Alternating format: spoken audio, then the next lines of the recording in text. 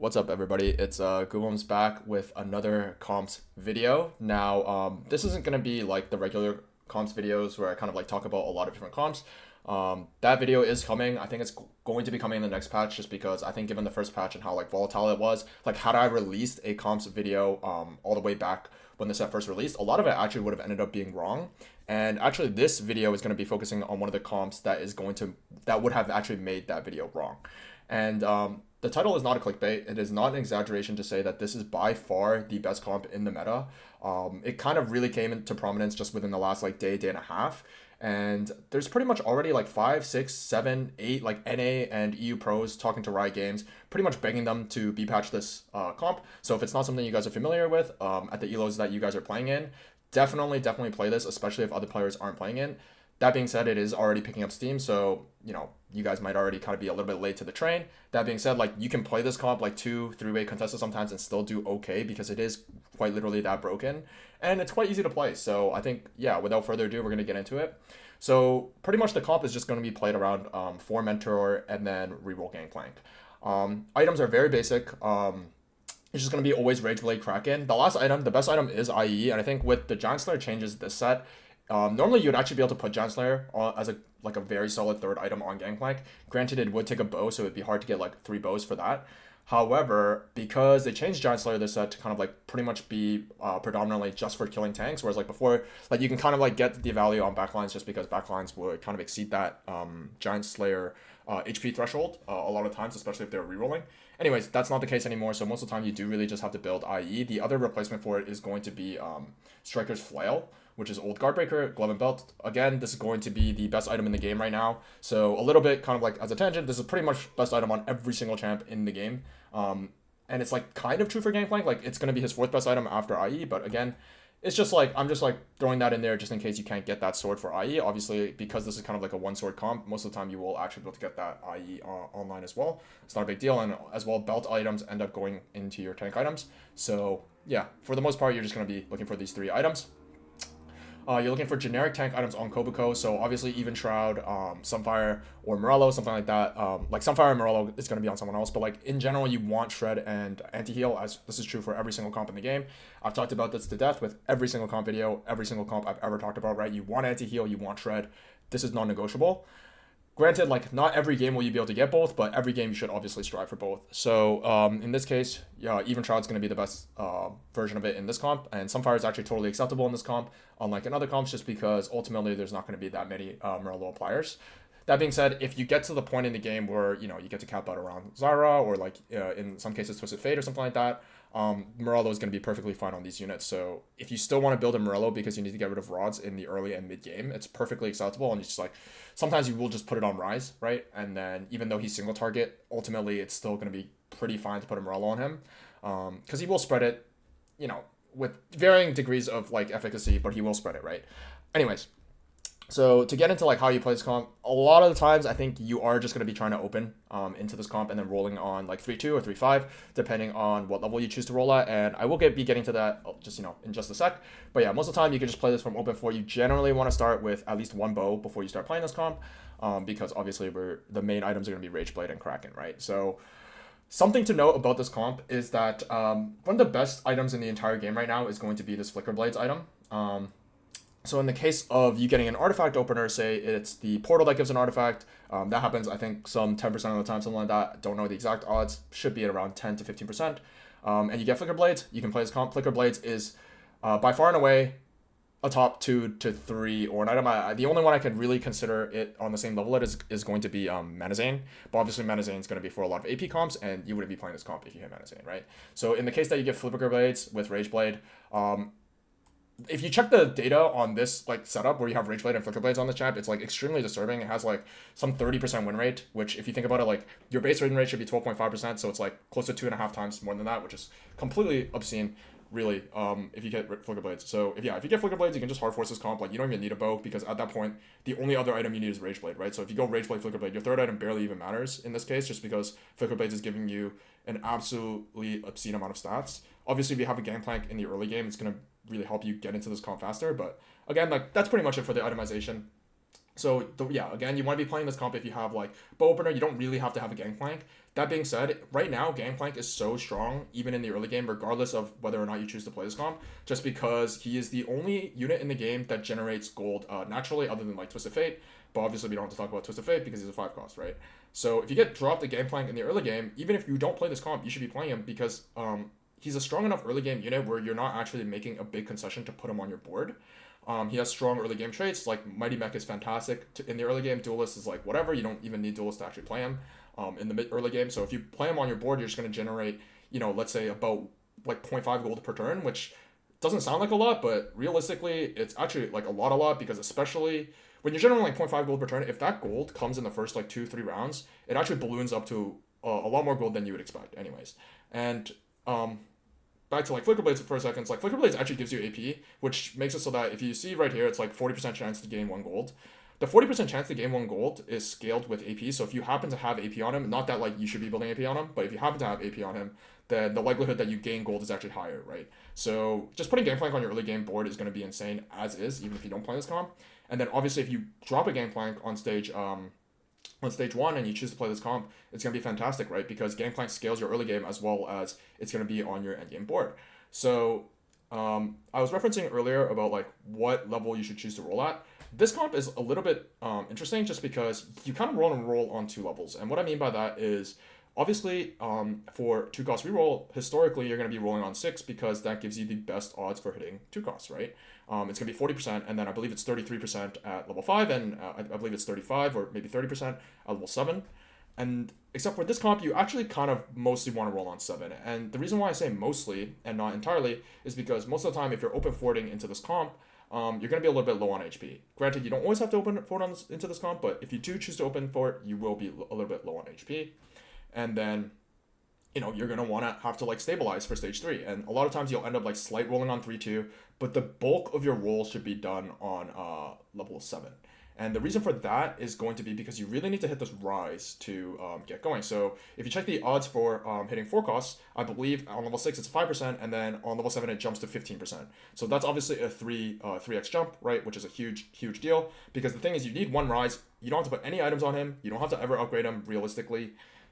But you don't really have to upgrade him, and the reason why you need him is just to kind of activate this mentor trait. So if you haven't played, if you're not that familiar with the set, the way mentor works, it's like very similar to some of the old traits in the past. If you guys know like Ambassador, I think it was Ambassador, or Ninja, pretty much the way it works is if you have 1 unit that has mentor trait, it will activate, and if you have all the units, it will activate. But if you have like 2 or 3, then it won't activate. And the reason why that's going to be really important, because again, this is a 4 mentor Gangplank comp, right? So like if you don't have Rise, you're going to be playing like sometimes 2 mentor. Oftentimes in those cases you just wouldn't be putting the second one on your board, but like sometimes you have both Yasuo and Kobuko upgraded, so it actually is stronger to put like both of them on your board anyway, even though you're losing your trade bonus. And in those cases you're pretty much just really begging for your Rise as soon as possible. So that is the reason why you kind of want to be rolling on 7 with this comp. This is going to be your like standard level 7, assuming you can hit Jarvan. Obviously, if in the case that you don't hit Jarvan, you could just replace it with any Mighty Mech. The most like synergistic one with your board is going to be Senna, but sometimes like even if you hit like sometimes you get lucky and you hit Yone on 7, right? And you can actually just play Yone over Jarvan until you upgrade Jarvan 2. They pretty much do the same thing. It's like roughly half your board gets stunned, right? So functionally speaking, Jarvan and Yone are similar units in this comp. If you want to cap out, however, you can actually just play around Yone. You already get his synergy. Where is Yone? Here. If you get Yone, you actually get his synergy with Yasuo already. And Yasuo is one of the other units in this comp that you kind of want to 3-star. Granted, I would say the most important units to 3-star in this comp is obviously going to be your Gangplank, that goes without saying, but also your Kobuko. And the reason why it's Kobuko over Yasuo is actually a little bit interesting. It's mostly because of Powerups, which I'll get into in just a second, but otherwise, like I wouldn't really say Kobuko is stronger than Yasuo. However, Kobuko is going to also be significantly easier to hit, right? Because you'll be able to receive your early copies of it earlier in the game just because he's a 2 cost, as well as like because you're rolling for another 2 cost in Gangplank, most of the time you actually just end up hitting Kobuko before Yasuo. Granted, like you don't ever need both, you don't even really need either. The most important 3-star that you need to get is just going to be this Gangplank. Okay, and now we're going to get into kind of like the most important part of this comp, which is going to be the power-ups. And if you guys didn't watch my last video, there's actually a way that you can kind of like quote unquote like increase your chance. I was gonna say guarantee your power ups, but like that's just strictly speaking not true. It's just gonna be increasing the chances that you get the power up that you want. And the thing is with this comp is that it's completely unplayable unless you hit a specific power up on Gangplank. So even though in the previous video I kind of like said this is not like an optimization you really have to do, if you choose to play this comp, part of it is because it's a reroll comp, so you won't really have those big transition turns because for the most part you're kind of like playing that same board for most of the game, right? I would highly recommend you do the power up tailoring trick. Obviously if you don't know how to do that, you can watch my previous video and I do explain how you do that. But the power up you need on Gangplank is going to be this stretchy arms. So stretchy arm reads gain 10% attack speed, pretty much irrelevant. They can remove that. This would still be necessary. But this part on takedown gain +1 attack range. And the reason why you need that on Gangplank is because Gangplank as a melee carry, most of the times, if you guys have played TFT over the past like pretty much every single set, there's always a melee champion that kind of gets like taken to a whole nother level as soon as you get to give it ranged items, right? Like we can think of like Nocturne, we can think of like Zed if you go way back, right? Like we can think of Olaf. Like I'm just like throwing out champion names, like you may or may not know exactly what I'm referencing, but we all have some idea of a range or of a melee champion that gets completely blown out of the water in terms of balance as soon as it gets a range kind of like upgrade, whether it be, through Ornn artifacts. There's a couple of them now that give it. Sniper's Focus Gangplank, another one, is also completely broken, by the way, just for the record. But also, there's so many things that just give these units range and then they become completely ridiculous. So if we read Gangplank's ability, it says deal X amount of physical damage to the lowest health enemy within, Y hexes. If the target dies, gain gold. The gain gold part I already talked about, but this part where it's like within Y hexes, so within a certain amount of hexes, that actually scales with your attack range. So what I mean by that is like right now it says 2 because Gangplank's base range is 1. So it's always going to be your base range +1. And obviously in the case of stretchy arms, it's going to be, your range is going to get increasingly higher. And the thing with Gangplank is that his ability is meant to be like somewhat of an execute. It's a high physical damage spell that ultimately kills your unit most of the time. Obviously that's part of like why you're getting the gold for gold generation, right? So once you start ramping up, like once you get like 2 to 3 kills, your range is pretty much the entire screen. And once your range is the entire screen, your next ult is gonna pop the enemy carry, and like assuming they're a range carry. So like say they have an Ashe in the back line, right? You get to like 3-4 range, you auto attack 4 times because you have 40 mana. You ult and the Ashe gets completely one shot, right? And that's what makes this comp so ridiculous, right? Like you kill 2 to 3 units in the front line, and then suddenly you're an assassin. And it sounds like a little bit like, oh, you have to kill 2 to 3 units to get your conk going. But the thing is, like, you still have the rest of your team, right? So out of thin air, you're like, if you're playing against, say, an enemy Ashe or Karma or whatever, and their enemy carry just gets completely one shots, like they're not really winning the fight after that because Gangplank is just gonna go infinite on the rest of their team. Like you don't even need Omnivamp on this champ. There are gonna be some like augments that give good types of Omnivamp, which is like pretty good for this comp, but like any combat augments for these reroll, like these melee reroll comps are always gonna be generic good. So like you don't have to really focus on any Omnivamp, and yeah, like you're just gonna pop the enemy carry and just pretty much win the fight on the spot. Same idea with the power up for Kobuko. You're just gonna want to tailor for Unstoppable. This is probably the single strongest power up in the game right now. Again, it reads gain 300 HP, completely irrelevant. Gain immunity to crown control, also pretty much completely irrelevant. But this part right here, where you charge to a new target, you charge to targets that are every time you change targets, rather, you're going to charge towards them, and it's going to stun them for 1 second, and then any unit you pass through is going to get stunned for the same amount of time. Like, if they nerf this, we're already begging them to nerf this, right? But if they nerf this to like 0.5, 0.25 seconds, this power-up is probably still top tier. It might not be the single best power-up in the game, but it is still extremely top tier. And yeah, so you're just going to have to use the same kind of method to fish for this on Kobuko. And pretty much once you get Kobuko 3 and Gangplank 3 online with solid items, like you don't even need 3 items immediately. You don't need like your shred immediately, but as soon as you kind of like get that online with these power-ups, you're going to see, this comp really start to run over the entire enemy team. Positioning on this barely matters. Just put like Gangplank anywhere on the second row.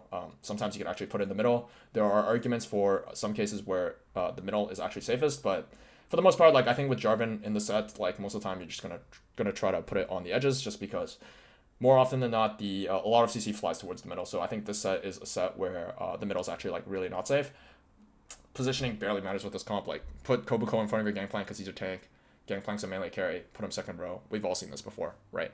Anyways, the last thing I want to talk about with this is actually no, I think that's it. So honestly, yeah, I think that's gonna be the video. Oh, sorry, no, the last thing I want to talk about with this comp is like, so I talked about how you need to have stretchy arms to kind of get this comp going, but actually in the early game, because oftentimes like you're not kind of seeking to win every single round, you don't actually need stretchy arms on like 2-1. So you get dropped like a stage 1 gangplank, you don't actually need stretchy arms immediately. And what I mean by that is like you can get something, actually the best augment to get is going to be Midas Touch, which if you don't know what Midas Touch does, I'll show you. But Midas Touch is going to be a gold generating power up. And as I talked about earlier with like gold generation in the early game, it's completely out of this world broken, right? So it says you execute enemies below a certain amount of health, and then you have a certain amount of chance to drop gold, right? So obviously that doubles very, very well with Gangplank's innate ability to generate gold, because Gangplank's ability also demands that you need to execute a unit to generate gold, right? So sometimes like if you have Midas Touch with Gangplank, like some amount of the time, you're just gonna get 2 gold on a kill, which is like completely ridiculous, because if you think about it, like you could actually hypothetically have a gangplank on stage like on 2-1 or 2-2 generate you like 8 gold in one turn, which like 10 gold is a gold augment, right? So if you generate like 8-9 gold in the first 3 rounds, like you're pretty much getting a full gold augment for nothing, for free, right? So yeah, in the early game you do want to generally look for Midas Touch if possible, but I would not use your removers, nor would I use the power up tailoring trick that I talked about to kind of like get Midas Touch. But if you happen to get Midas Touch, it's just like the thing you should look for. Otherwise, just like if you happen to if you happen to be trying to win your stage 2, you should be looking for like combat, generic combat, and ultimately the ones that are going to be strongest on Gangplank is going to be like all of the Omni ones. So unflinching is one of them. There's one that gives 20% that gives you overshield, like overhealing shield. That's another one. I don't remember the exact name, but just any generic one in the early game is like completely fine. Just anything that gives like any sort of combat power. I just want to talk about like the power-ups you want to use before you get to stretchy arms, because you don't always get stretchy arms on your first power-up. And because you're in the early game where you don't always care about winning, it's like you don't need to have stretchy arms immediately, especially like before you have your items online, before you have your other units online, sometimes you're opening, all that fun stuff. It's just not going to matter that much.